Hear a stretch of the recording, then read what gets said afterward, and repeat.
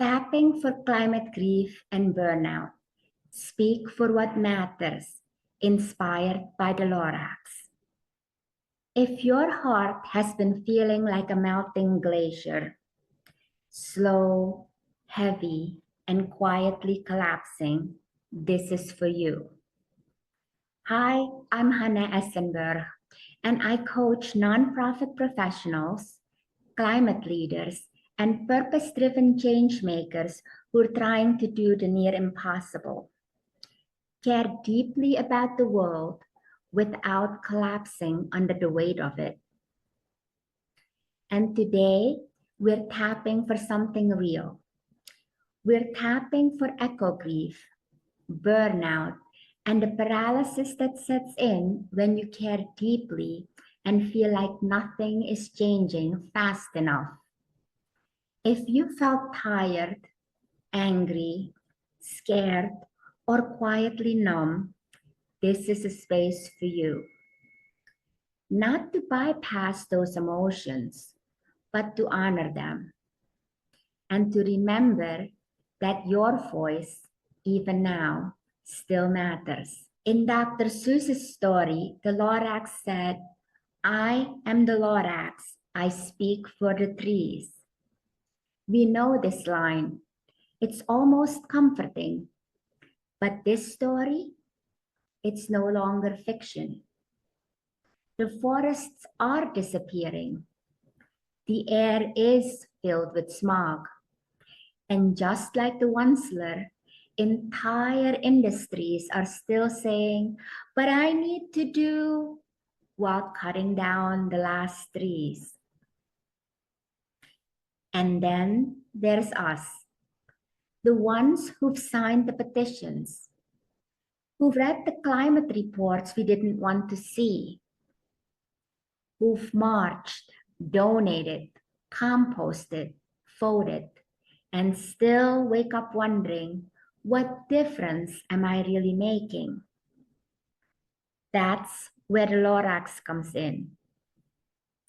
Not as a cartoon, but as a mirror. Because what if the Lorax is the part of you that still hurts when the planet hurts? The part that still speaks even when no one seems to listen?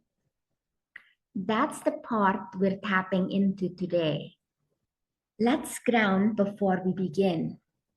Place one hand on your chest and one on your belly. Breathe in through your nose and out through your mouth. Now imagine standing beneath a single truffula tree, still swaying in the wind. It's not enough to rebuild the forest, but it is the beginning. Say softly to yourself, "I speak for what matters, and I matter too." Let that truth settle into your body. Because when the weight of the world gets too heavy to carry alone, we need tools that help us stay connected to ourselves, to our voice, and to our sense of purpose. EFT tapping comes in. It's a science-backed tool to reset your nervous system so you can keep showing up for what matters. We'll move through 3 rounds of tapping and tap on 4 points: the eyebrow, the side of the eye, under the eye, and the top of your head. Ready? Let's tap. In round 1, we're naming the grief. Eyebrow point. I'm scared. Side of the eye. I'm overwhelmed.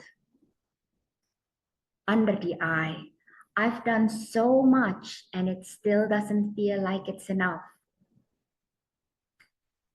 Top of your head. And I don't know what else to do. Let's go to round 2. In round 2, we're letting go of the guilt and holding on to care. Eyebrow point. I thought I had to fix everything. Side of the eye. But I can't carry the world alone. Under the eye. Still, I care. Top of your head. And that has to count for something. You're doing great. Let's move to the final round. In round 3, we're rooting back into your voice. Eyebrow point. My voice still matters. Side of the eye. Even if it trembles. Under the eye. Even if I'm tired. Top of your head. I speak not to control the outcome, but because it's who I am. Take a deep breath. Let that truth settle. You are not just watching history, you're part of it. Let's pause here, because this is where many people stop. They witness, they scroll, they ache in silence. But you're not just a witness, you're a part of the story. You're a steward, a seed planter, a quiet force with roots growing deep beneath the surface. As Christiana Figueres said when shepherding the Paris Climate Agreement, we're not doomed, but we're not on track. The path forward is hard and necessary and still open. So the question is, what do you want your voice to stand for when history looks back? Here are 7 small but powerful actions you can take. This isn't just a tapping ritual, it's planting a seed. One seed may seem small, but when thousands take root, they become a forest of change. 1. Break the silence on climate. Share your story of care, of fear, of hope. Silence keeps the crisis invisible. Conversation makes it solvable. 2. Divest from destruction. Invest in regeneration. Move your money away from fossil fuel funded banks or retirement funds. Redirect it toward clean energy, credit unions, and regenerative projects. Champion fast climate wins like methane reduction. Methane cuts are the quickest way to cool the planet. Support the legislation, share the science, and pressure policymakers. 4. Build a climate community. Join a local mutual aid, resilience pod, or climate justice hub. We heal faster together and grow stronger side by side. 5. Vote and advocate relentlessly. Support climate candidates. Write letters. Show up to city meetings. Composting is good. Policy is better. Do both.